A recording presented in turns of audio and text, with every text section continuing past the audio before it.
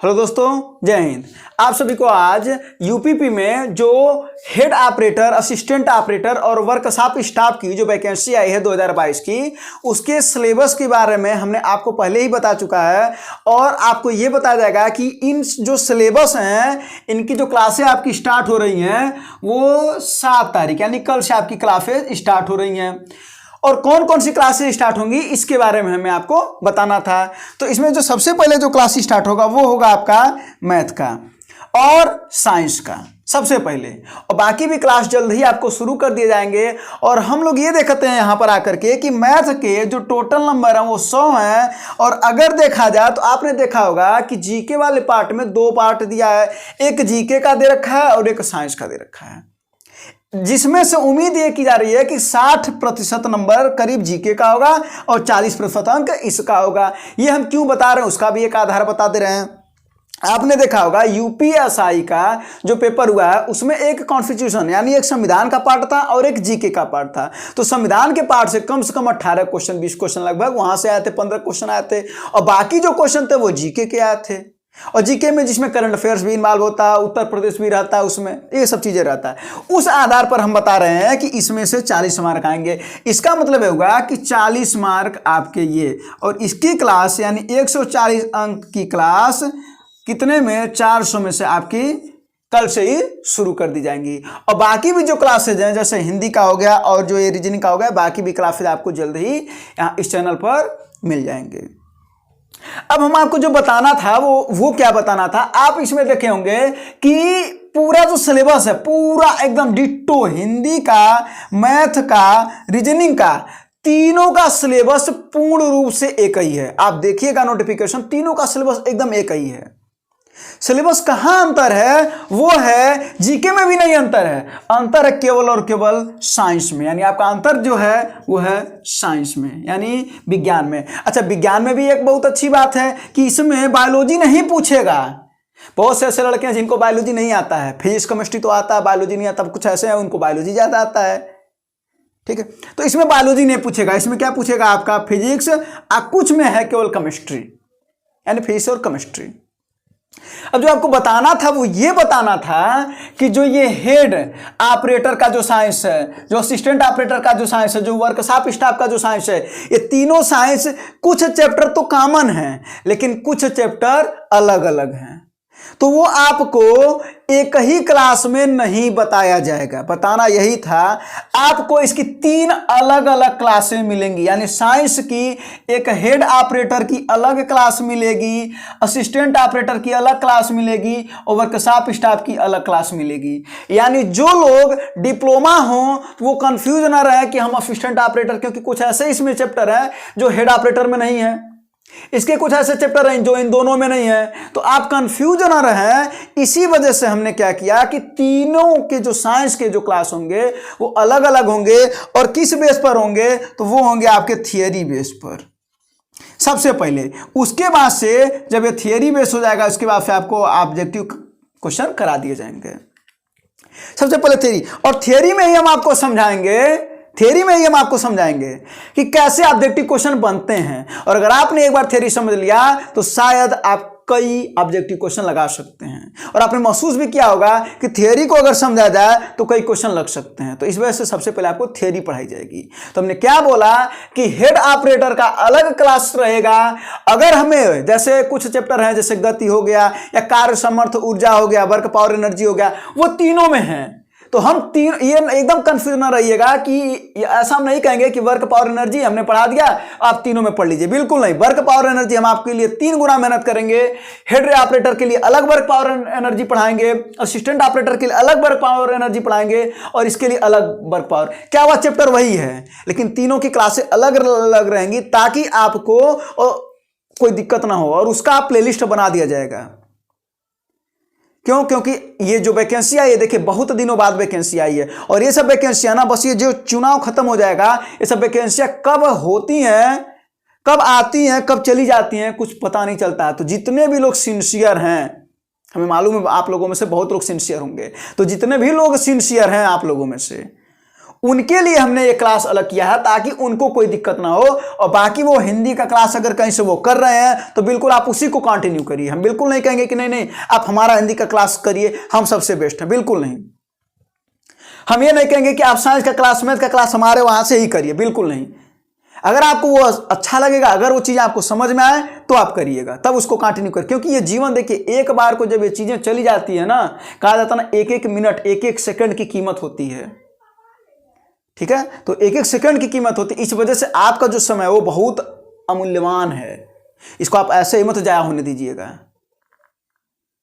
ठीक है।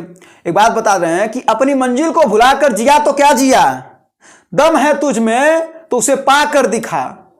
अपनी मंजिल को भुलाकर जिया तो क्या जिया, दम है तुझ में तो उसे पा कर दिखा। लिख दे खून से अपनी कामयाबी की कहानी और बोल उस किस्मत से, दम है तो मिटा कर दिखा। तो दोस्तों, आपका जो समय है ना वही बहुत महत्वपूर्ण है। तो हमने भी इसी वजह से इसका अलग अलग साइंस बनाया है, ताकि आपको ये ना सोचना पड़े कि हम कौन सा टॉपिक ये इसमें आ रहा है, इसमें नहीं आ रहा है। क्योंकि बहुत ऐसे लोग होंगे जो केवल हेड ऑपरेटर का फॉर्म भरे होंगे, बहुत ऐसे लोग होंगे जो केवल असिस्टेंट ऑपरेटर का फॉर्म भरे होंगे, बहुत ऐसे लोग होंगे जो वर्कशॉप स्टाफ का ही फॉर्म भरे होंगे, और कुछ ऐसे लोग होंगे जो शायद तीनों का भरे हों, ठीक है। और ये जो क्लासें होंगी ये आपकी ज्यादा देर की रखेंगे भी नहीं, 20 से 25 मिनट की ही क्लास आपकी होंगी, ताकि आप बहुत ज्यादा बोर ना होएं।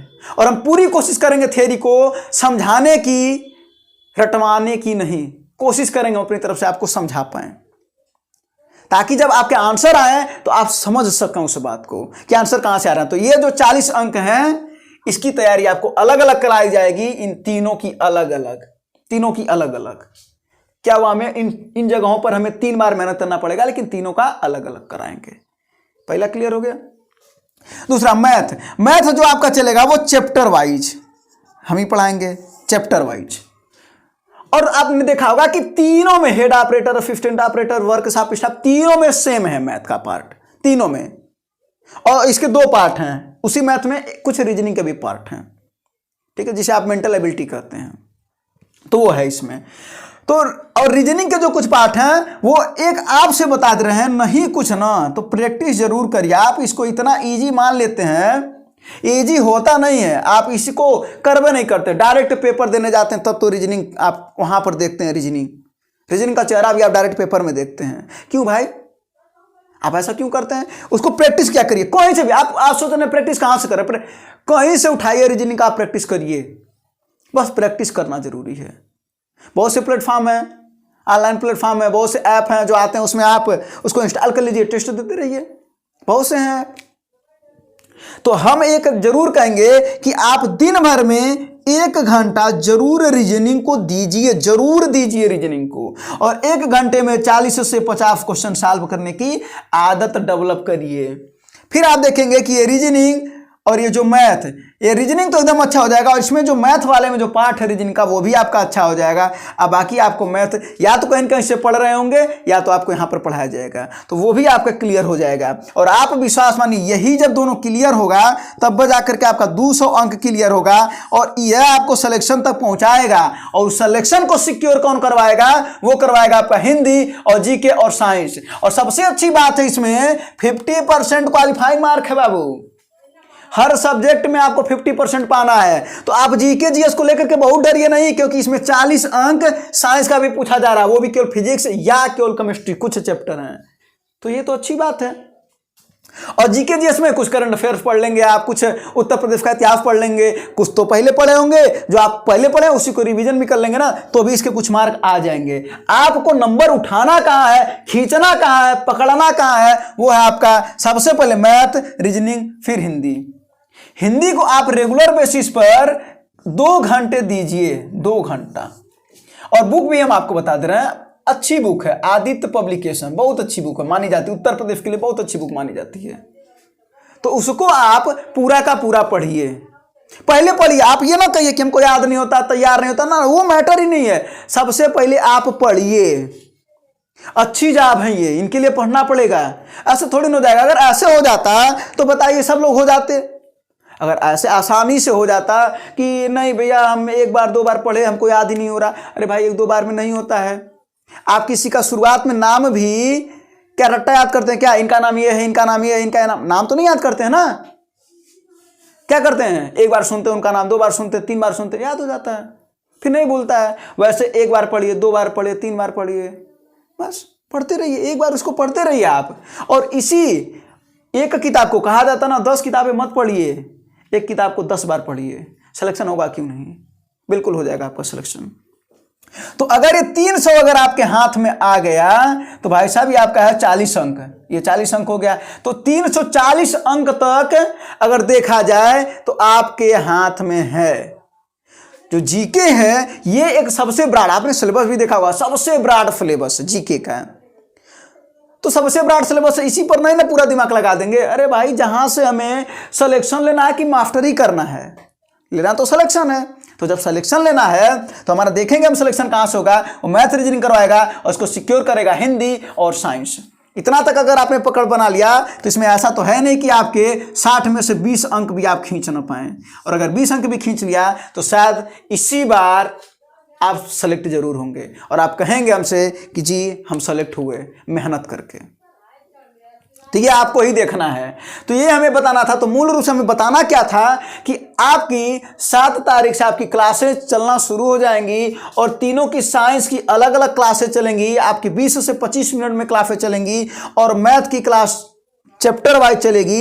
ये हमको आपको बताना था और ये भी बताना था कि आप सेलेक्ट हो सकते हैं। आप अपने पर भरोसा रखिए, ये मत सोचा करिए कि सीट कितनी है। सीट जहां ज्यादा रहता है, जैसे यूपीपी में 26,000 सीट आने वाला है, तो भाई वहां पर ज्यादा सीट है, ज्यादा लोग भरेंगे। बात वही है, आप कंपटीशन निकालिएगा, बात वही है, ठीक ना। तो फॉर्म भरने पर मत जाइए कि इतने लोग फॉर्म भरे हैं, आपको एक सीट से मतलब है और वो सीट आपकी होगी। अगर आपने दिमाग लगा लिया कि हमें करना क्या है तो बस वो आपको देखना है। और हमने एक चीज बोला, इसको मत भूलिएगा, रीजनिंग की आप जरूर प्रैक्टिस करिएगा। बस यही सब चीज़ें आपको बताना था और आपकी जो क्लासें होंगी वो कल से शुरू हो जाएगी। धन्यवाद दोस्तों, जय हिंद।